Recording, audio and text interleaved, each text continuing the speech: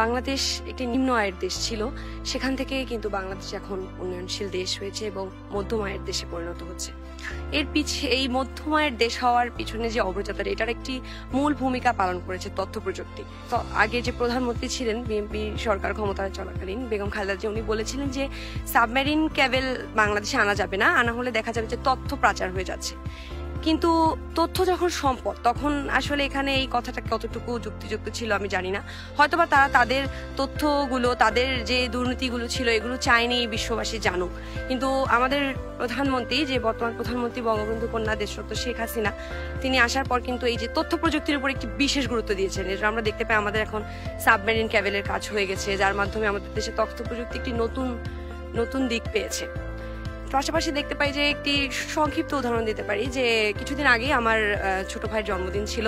তো আমি আমার পরীক্ষার কারণে সেখানে উপস্থিত হতে পারিনি।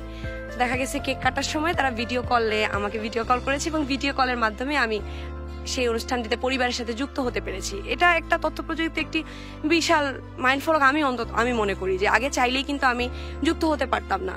দেশের বাইরে কেউ আছেন, কোন রিলেটিভ আছে, তার সাথে আমি চাইলেই ভিডিও কলে কথা বলে তার সাথে যুক্ত হতে পারি, যেটা কয়েক বছর আগেই, আজ থেকে 20 বছর আগেই এটা খুব কঠিন একটা বিষয় ছিল, যে যোগাযোগের ক্ষেত্রটা।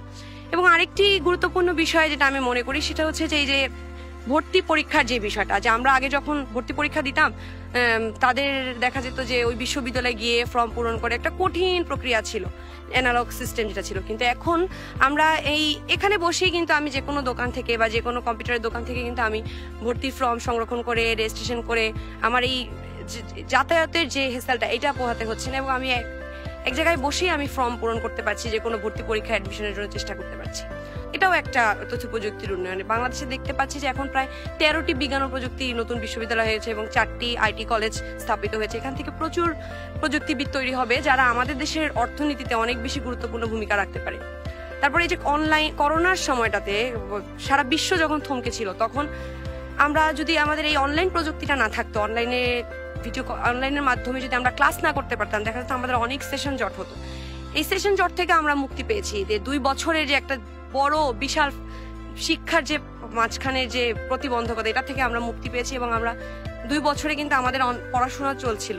করোনায় আমাদের স্কুল কলেজ আমরা সরাসরি অংশগ্রহণ করতে পারিনি, কিন্তু প্রযুক্তির মাধ্যমে যে জুম, বিভিন্ন অ্যাপস, জুম, তারপরে গুগল ক্লাসরুম, এগুলো ছিল, কিন্তু এগুলো কিন্তু প্রযুক্তিরই ফসল।